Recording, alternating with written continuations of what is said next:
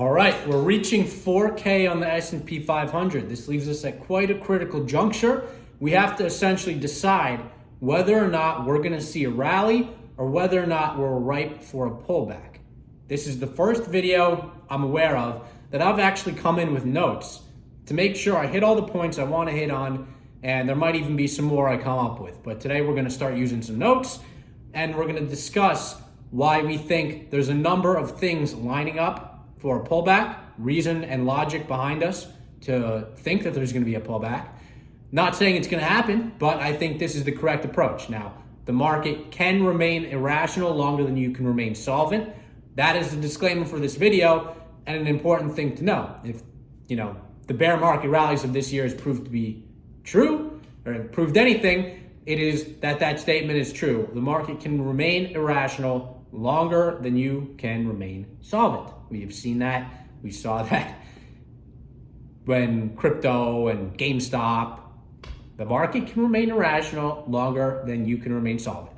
So ultimately, we have to remain humble. Things don't always work out as they should fundamentally work out. It's not that easy. But first of all, let's get into a couple things. Now, I'm not a huge technicals guy, but we can't ignore them. They are present, and particularly when they're this important. We are approaching the intersection of two very important levels here. The 200-day moving average, we closed above that. We can close above that. It's not the end of the world. We've done it before on previous bear market rallies, and you can still pull back from that. It's when you hold it, if you retest it, and if you go meaningfully higher, yeah, it kind of confirms, okay, that was an important point. In the past, we've kind of just gotten right up to it, poked through a little bit, come back down.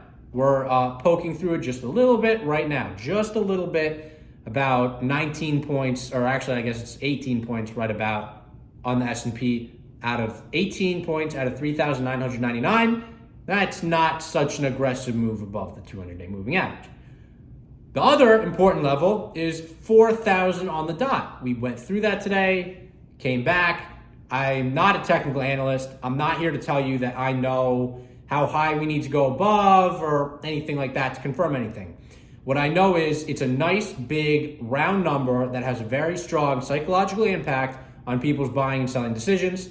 And we closed just below it. I'm not making too much of that. But I think the intersection of these two things with the overall downtrend line, the technicals, in my opinion, as a novice, not absolutely ingrained into the technical analysis, says, okay, I don't think saying that this is a possible top of a bear market rally that I thought was a little bit of a crazy week, such a strong rally in anticipation of a good CPI that ended up just being in expectations with a hot jobs market, which I think the market just totally ignored. I think the fundamentals are ultimately what's going to drive us, but the technicals give us quite a nice, interesting setup. So I wanted to lead with that setup.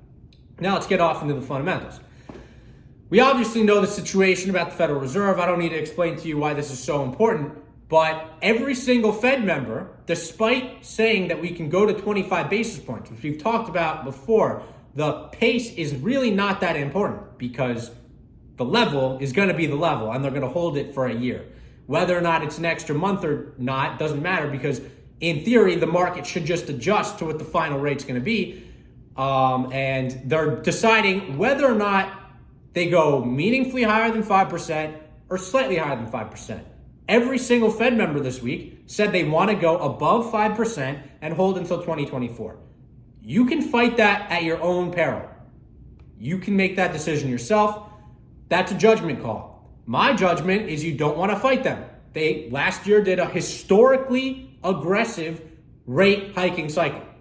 They are in historically tightness. People had chosen last year to fight them. Ever since the very beginning, the market rallied on taking 75 basis points off the table, and then look what happened. This is a hawkish Fed. They're dealing with very high inflation that is still high inflation, that we have reasons to believe is not so dandy on the way down. And we're going to get to that in a second. But they've said they're not stopping until the job is done. And they are absolutely committed, and they don't want to repeat the 70s. They don't want to repeat the 70s. Everyone's saying this. That means no cuts, no premature cuts, none of that. So they don't want to repeat the 70s. Stop expecting them to repeat the 70s. Okay, next thing. Every bank calling for a recession. Now, in 00 and 08, interest rates were able to rise and the market was able to rally. That happened because as interest rates rose, earnings also grew at the same kind of strength that had an impact on the market or greater than the interest rates grew. That is not the case right now. The case right now is earnings plateauing or possibly even declining, and every bank saying they forecast a recession. Virtually every bank saying they forecast a recession in early to mid 23. So interest rates going up, interest rates being higher than they were on the other side of 4,000, earnings not growing at the same kind of rate as the other side of 4,000. I don't see a reason to be super bullish and to expect rally from this 4,000 level. I think those two reasons are important. I think the banks calling for a recession is important. I think rates being higher than they were the other side of 4,000 is certainly important. So it's not just the banks. It's several areas of the market that are of critical importance that are giving us indications that there's a slowdown, and these can't be ignored. Apple, obviously, we know about the China lockdowns that impacted their production. I don't think they sold a lot of iPhones this quarter, at least as many as they would have liked to or planned to. They didn't have the supply. Maybe the demand wasn't as good either, and this was a good way to compensate. Either way, the iPhone 14 Pros were supposed to make up for the slowdown in weak iPhone demands, and those were the ones that were impacted. So not good for Apple. That was the original thing. That's not what I'm trying to talk about today. What I'm trying to talk about today is the massive pay cut by Tim Cook. Good for him. That makes a lot of sense. He was getting paid a lot of money. If his company isn't making as much money, if they're going into a slowdown, he shouldn't be getting that tremendous amount of money. Also, if the stock is down, he's being paid and elected by the shareholders. Yeah, his salary shouldn't be so high. He should do a little more for the shareholders. He's cutting down. He's keeping expenses low for the company. That might preserve earnings. Who knows? But it's indicating a slowdown, potential slowdown for Apple. So I wouldn't ignore that. Additionally, Tesla cutting prices quite massively for something like 90 to 95. I don't know what the exact number is. They produce a tremendously greater amount of Model 3s and Model Ys than they do Model S's and Model X's. The vast majority of their production experienced a double-digit price cut. We all know what happened in the 08 recession. Automakers had a very tough time. We might be starting to see the signs of that. They're very sensitive to interest rates. Tesla's cutting prices. We don't know the hard facts, but we know last quarter they missed delivery estimates by a reasonably substantial margin. I'm not going to ignore that. I'm going to acknowledge that. And I'm going to say, with the perfect technicals indicating a peak, recession indicators, maybe this is the point of a pullback. Maybe this is it. We'll see. Microsoft CEO saying earlier this week, I believe it was earlier this week, could have been last week, next year is going to be challenging for tech. They're saying all employees can work from home, unlimited time. Good for them, good for the employees. So the ones that are going to stay are going to have a good outcome, good benefit, good situation. So long term, we're all going to survive here. It's all going to be good. We've made it through recessions before. We made it through difficult situations before. But I think, stock market valuations were high and earnings are not going to be so growth-y as they were when we were at the previous levels. And additional rally from this level, we're not even 20% down on the S&P anymore. We're 15%, something like that. Not that much. That's really not that much. That's not even a legitimate correction or bear market. That's not even a bear market. The Dow is mid-single digits, okay? It's not a crazy situation. But what was a crazy situation, at least in terms of a pullback, what was a crazy situation was where we were in November and December of 2021.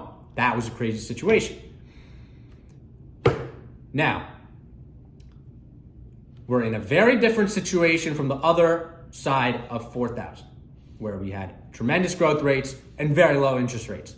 These are very important fundamental factors and the first principles reasons why we price stocks the way we price stocks. Where's the risk-free rate of return?